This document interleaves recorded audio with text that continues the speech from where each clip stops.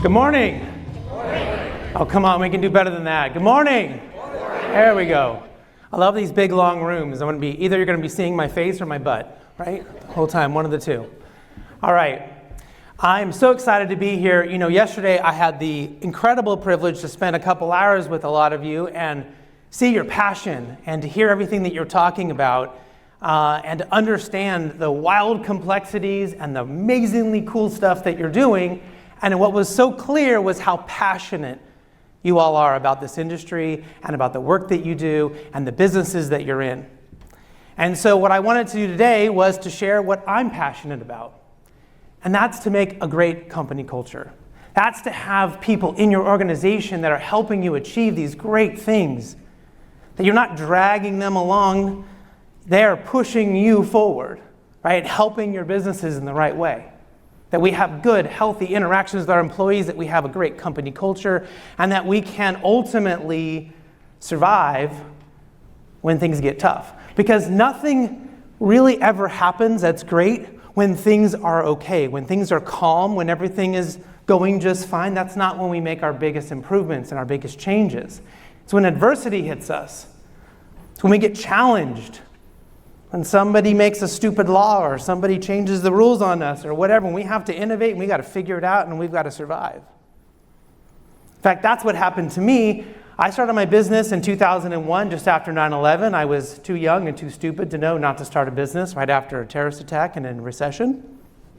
But we figured it out. And we went along for a few years, and then 2008 hit, and there was the big recession, and all the mortgage companies went out of business. And the problem with that was that in my great wisdom, I had said, let's go hard on the mortgage industry. They're hiring like gangbusters, and that was great for my business. And suddenly 40% of my clients disappeared and 40% of my receivables gone. And I'm like, what are we going to do? And I turned to my team, and I turned to my employees, and I said, we got to come up with great ideas. We've got to figure this out. And they all stared at me and waited for me to give them the answer. And I was pissed. I was frustrated. I went home. Do they not care? Do they not want this business to succeed? Do they not want jobs? And I realized after a few days of complaining and being a bit of a git that it was my fault. I had created a culture where I was the idea guy, and they were really good at implementing my ideas. I had not created a space for them where good ideas from them was the right thing. Well, that was the norm. And so it was my fault. I had no one to blame but myself that nobody was coming up with great ideas.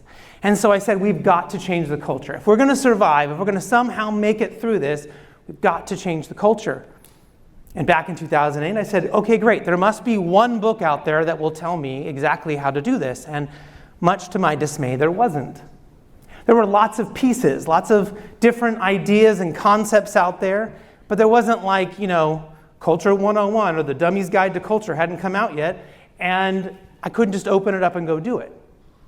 And so I began interviewing hundreds, and it being thousands of executives from around the world on my podcast.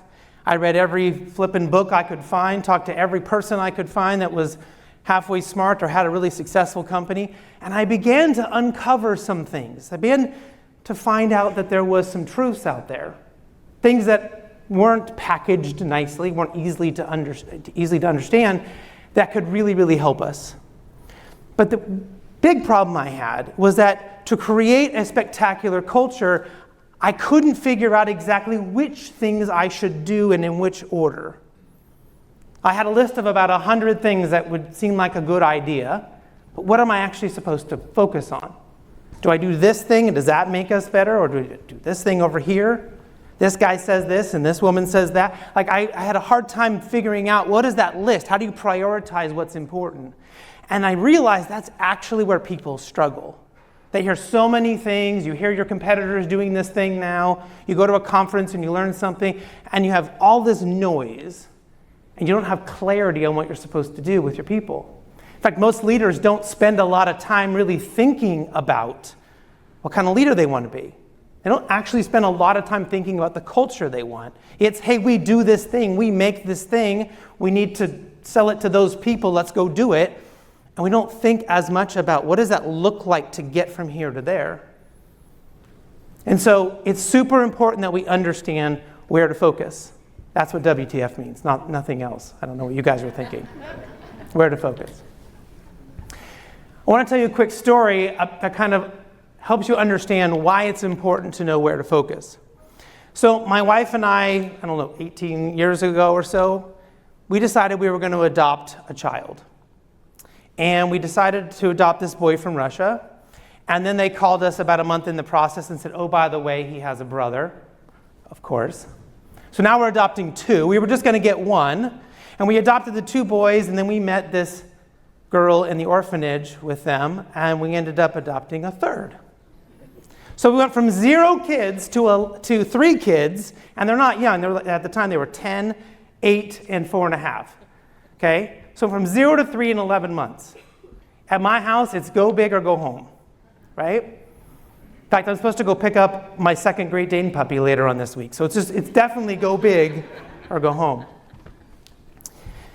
And so on the final flight to go get our daughter, this is now the 5th time I've been to Russia, and I get on an Aeroflot flight, and I don't know if anyone's ever flown Aeroflot. It makes Spirit Airlines seem like a luxury airline. Okay? And we get on the plane, LAX to Moscow is like 12 and a half, 13 hours. It is not a short flight. And we get up and we start going, and I notice that we're not going the way I expect.